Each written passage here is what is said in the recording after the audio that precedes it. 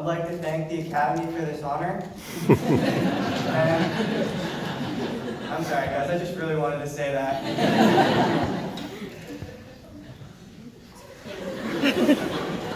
Things become a lot clearer when you have glasses. Everything a lot more real. Hello everyone, I'm Mauskar, for those of you who don't know me. I would like to start by thanking the class of 2018 for the opportunity to speak at our commencement. I'm truly honored and humbled to be standing here today in front of you, celebrating our collective success. On behalf of the class of 2018, I would like to thank everyone here, our teachers, advisors, students from all the grades, although I don't know if you're awake up there. But last but not least, all the parents, relatives, and friends assembled here today to share this moment with us. On a personal note, a huge thanks to my family, although I'm not so sure about you, Nickett. Yeah. And there's Smug, I see you. That's my brother, by the way. Special thanks to my mom and dad for supporting me through the last 4 years at BUA. A big thanks to my relatives who trekked all the way from India and California to be here.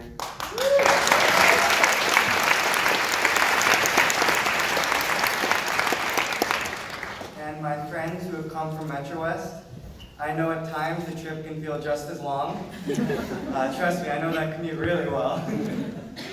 Do you guys remember 4 years ago at our orientation when Mr. Berkman said this was the biggest and best class yet? Boy, was he right. I'm not kidding. This class has excelled in so many ways. In addition to being the most attractive class yet, we have won awards and honors in academics, sports, robotics, math Olympiads, science Olympiads, Model UN, music, theater, arts.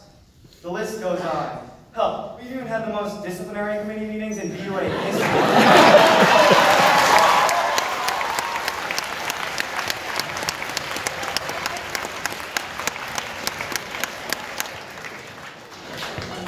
As this chapter ends and the next one begins, I have a confession to make.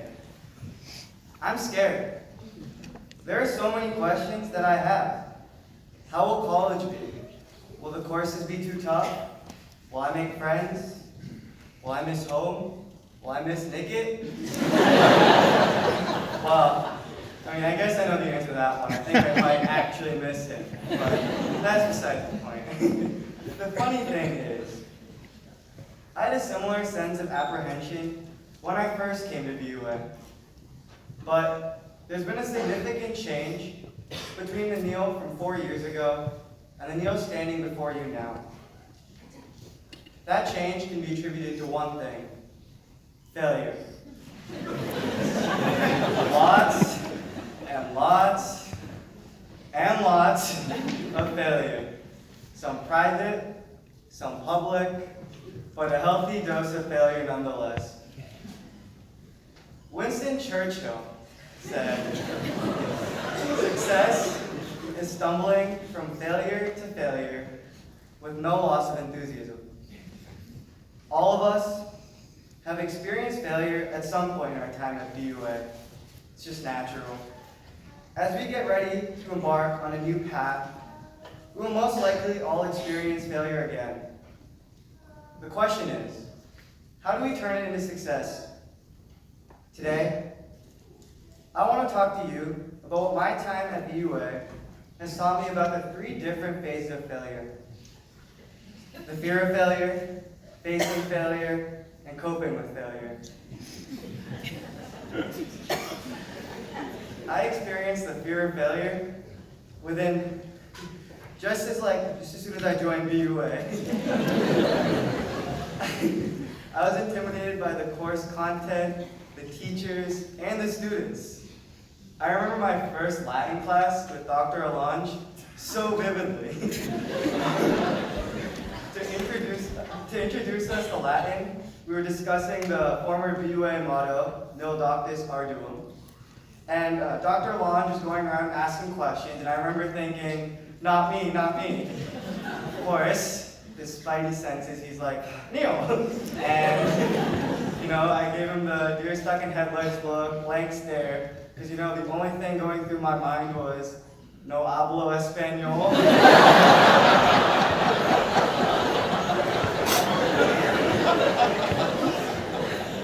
Of course, the next person not only knew the answer, but had a rather lengthy discussion about it. But over time, I learned to get over my fear of Latin and Dr. Lange. Not enough to understand the Latin oration, just remember that. But I'm not standing up here to tell you to not be intimidated. I'm still intimidated. All of you guys in the back, you guys still awake? How many of you can understand all the words in the thesis titles? I know I can, and for those of you who can, I'm impressed. I believe you, totally. I remember asking Tom Zhang about his thesis, and he tells me the title. And for those of you who don't know what it is an independent quaternion proof of Jacobi's four-square theorem. So he tells me the title, I look at him, blink a couple times, nod my head, pretend to understand what he's talking about, but really, all I could think was, no hablo español.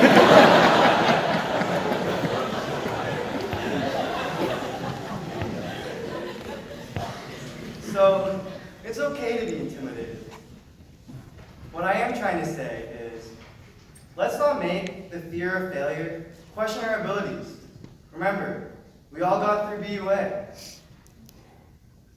I learned a lot about facing failure during my time as a BUA athlete, and I use that term very loosely.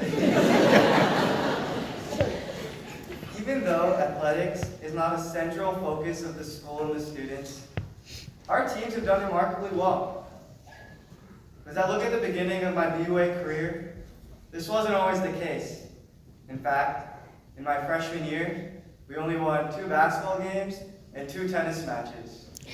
Not really the best showing. So, what caused this change? Well, we never gave up on the field or in practice. In soccer, Murad never stopped running around when we were down by 4 goals. Or in basketball, Andrew never stopped trying to score even when we were down 20 with 3 minutes left. Off the field, nothing stopped us from coming back to practice after a big loss and putting in 100%.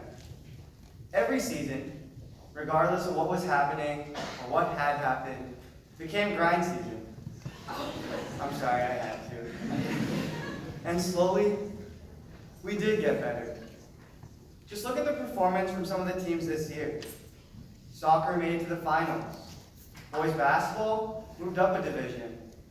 Tennis came second in their league. And as Dr. Bethoff already mentioned, the girls basketball team won the championship.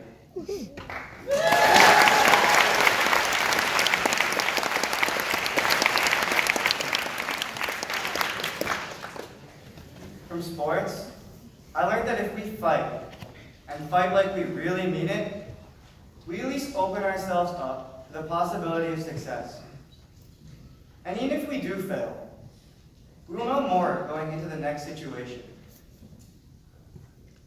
Finally, let's talk about what happens when we actually fail. Unfortunately, it is bound to happen at some point. I got through my failures at BUA because of the connections I made with all of you, the students, the teachers, and everyone else. I think the most important thing we can do is surround ourselves with supportive friends that we can fail around and with. And I'm not talking about the 1,000 Facebook friends, but the ones that we can call at 2 a.m. and be like, uh-oh, I haven't started studying for the Latin test because I've been running squads all day. That's a Fortnite reference. These people are the ones that will be by our side, whether we fail or succeed. They're the people that we create memories with. like ruining academic block for future grades by having a water gun fight, sneaking off campus to eat Chipotle, which, by the way, was totally worth it. Forcing the creation of new social media policies at BUA. Let's not discuss that one in a group chat tonight, huh, boys?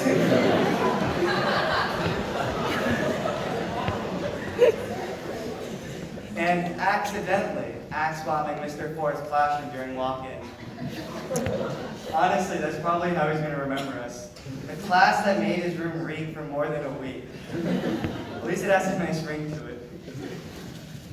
So, class of 2018, let's commit today to not let the fear of failure or actual failure itself stop us. Let us remember how to embrace it and turn it into a vehicle to success. I would be remiss if I didn't end with a quote from Boston University alumnus, Dr. Martin Luther King Jr., who said, "If you can't fly, then run. If you can't run, then walk. If you can't walk, then crawl. But whatever you do, you have to keep moving forward." And on that note, I will push this commencement ceremony forward. Thank you, class of 2018, for all the memories. Whatever happens in the next chapter of our lives, I know each of us will find a way to succeed and have a positive impact. I'm sure that we all are going to miss our time together at BUA. So, let's continue to keep the support structure alive and be there for each other. I'll always be open to a call at any time from any of you. Yes, including 2 a.m. Andrew. And I hope you will too. And finally, as they say in Latin, adios, amigos.